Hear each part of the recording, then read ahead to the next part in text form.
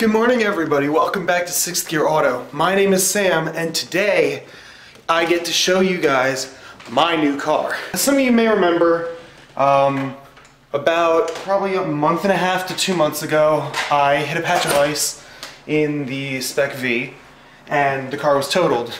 During my spring break, I managed to find the perfect replacement car. So today I'm going to be showing you guys that car and give you a little insight into why I picked it.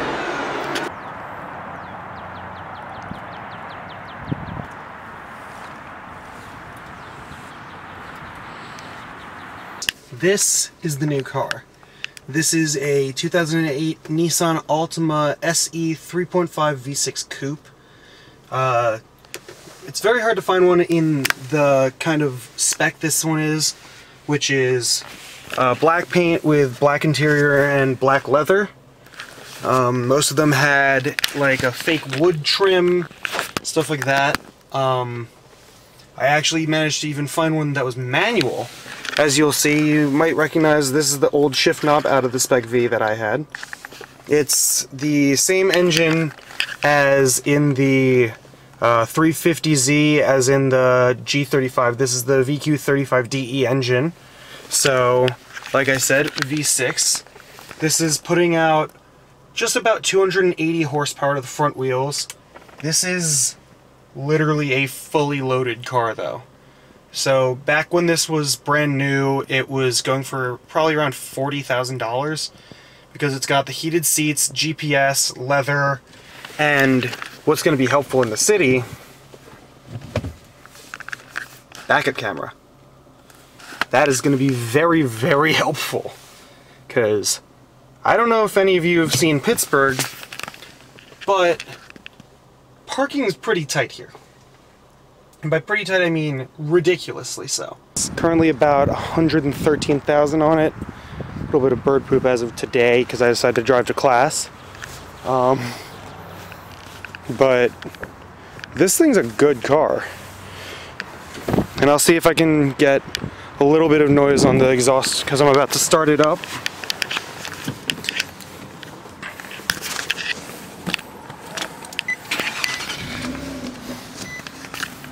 So this has some pops and cracks on the exhaust too.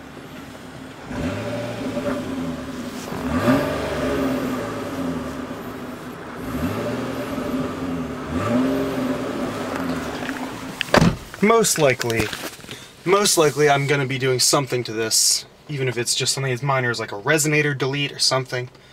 But I'm going to go on a quick little drive and show you guys this thing's really good.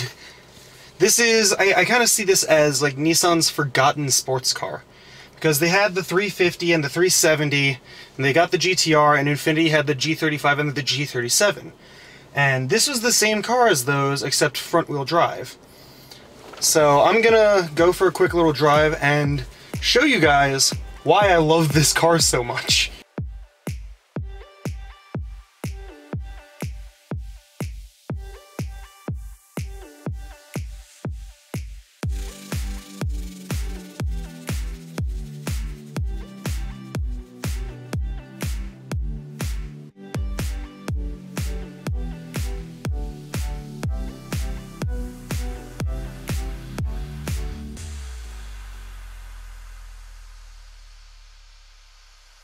The Altima, as it stands, is not like a super great car. It's kind of mid-pack, competes with like the Accord and the Camry and stuff like that. But when they decided to make this car, it was, they wanted to go against the Eclipse and the Accord Coupe V6. Now, this car was standard with the 2.5 QR25DE out of what the Spec V had. Detuned down to 170 with a CVT, and this is, as I think it was Car and Driver puts it, this is the car you go to in between the Spec V and the Infiniti G37 Coupe. So I by chance happened to buy literally the next step up car from the Spec V. Close the windows. This will do 0 to 60 in about a second faster than the Spec V, with the same top speed limited to 130, which, I mean, is not super impressive, but, I mean, that is limited because that is just the fact. These cars have limiters like that. Nice Raptor. Why is the limiters being smooth and it isn't?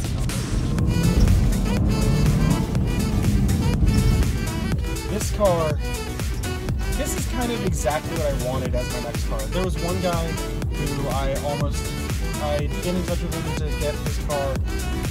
He never responded to me, but I've been in touch with him. He was selling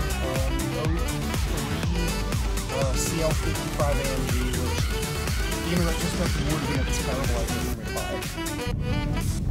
Fun road here. I know I've had it in videos before.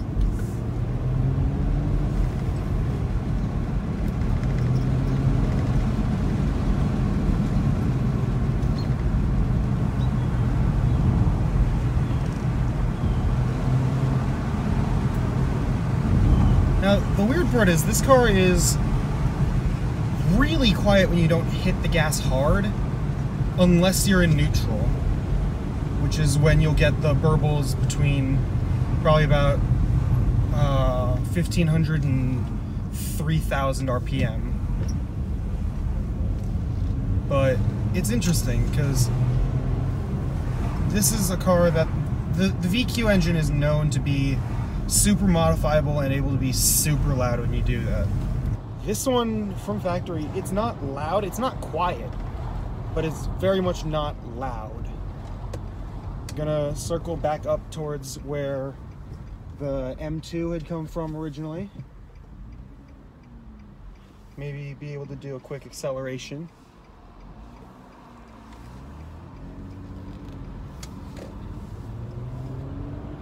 Probably not, it's a kind of short distance right here.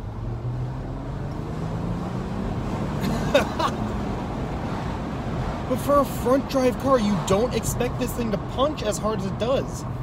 It's just shy of 300 horsepower. It's nearly a 300 horsepower car, and people forgot about it. And I don't know why they forgot about it. Because they handle beautifully. Like, is it gonna be a 50-50 weight distribution because all the weight's over the front? No. And is it going to be able to throw the tail out like a rear-wheel drive car? Probably not. But, I mean, it's such a good car. It really is. Again, road is not very stable, or not smooth. A lot of cracks, potholes, stuff like that, because it's Pittsburgh. But thankfully, it's almost car season again.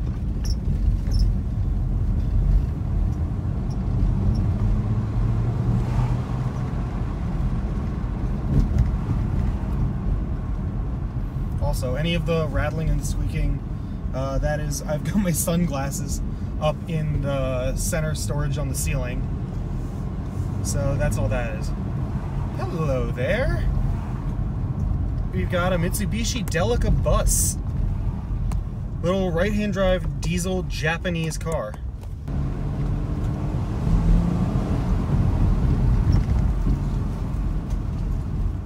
And I mean, it's a good looking car too. It really, really is. It's got all the right dimensions and proportions. It looks like a rear drive car when you just look at it. But from just looking at this car, you would not assume it's a front drive car. It's the right dimensions to be a rear drive sports car. I'll show you guys right now, the only thing that is a little annoying is the trunk size. Because as a lot of you might remember, the Spec V had a giant trunk. While this one, it's about, I think, 8 cubic feet. I don't remember entirely. These take up extra space because this has the upgraded sound system, which isn't necessarily important to me per se, but it's still cool to say. And I'll show you guys under the hood the VQ engine,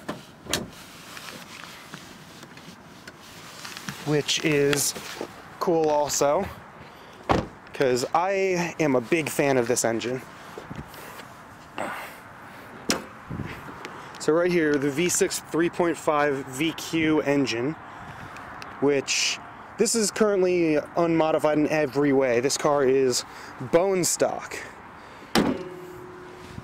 But it is genuinely such a nice car. And the heated leather seats are super nice.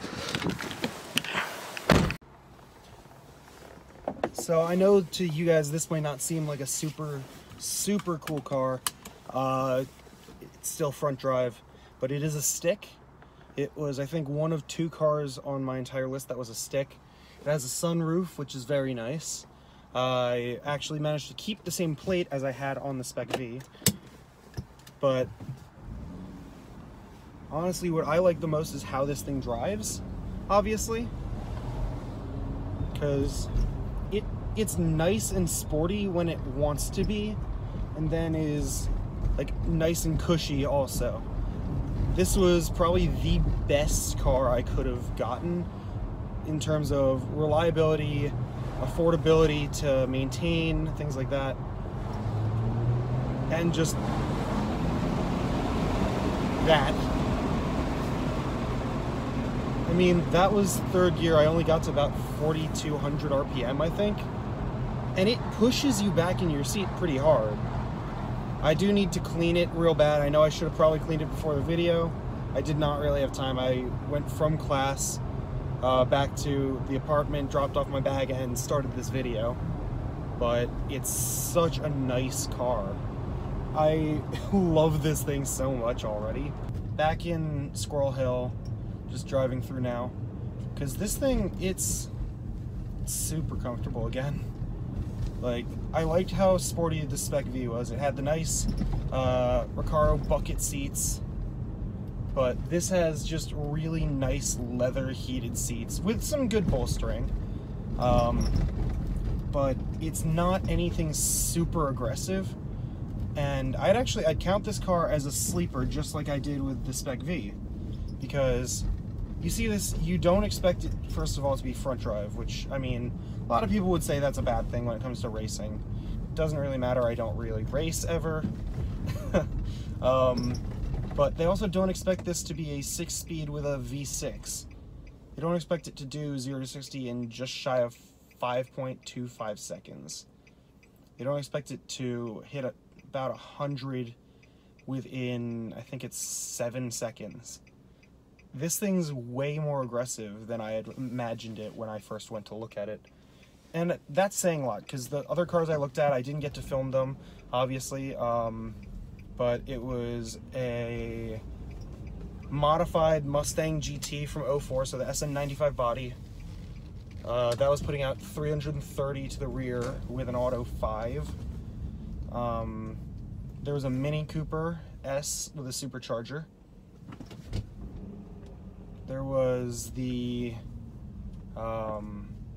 there was a completely slammed Acura RSX Type S with all of the Type R bits, and it would have been fun. It would have been literally undrivable in Pittsburgh. It had 0 ground clearance. And I know people that drive cars like that, and I don't get it. So now I'm back at the apartment, and I actually have a few things I need to get done today.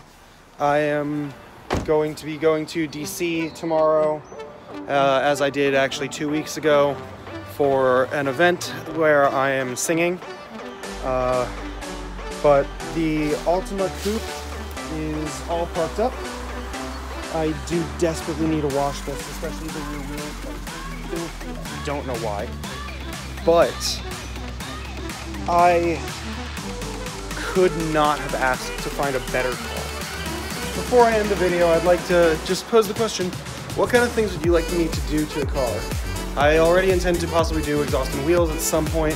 Hopefully exhaust and wheels will come way earlier than they did with the Spec V, and they'll last for longer. But things like, do you want me to put a wrap? Should I do a road trip? Stuff like that. I'd love for the input from everyone. If you like this video, like, comment, share, subscribe, do whatever you want with it. And until next time, see you around. Bye-bye.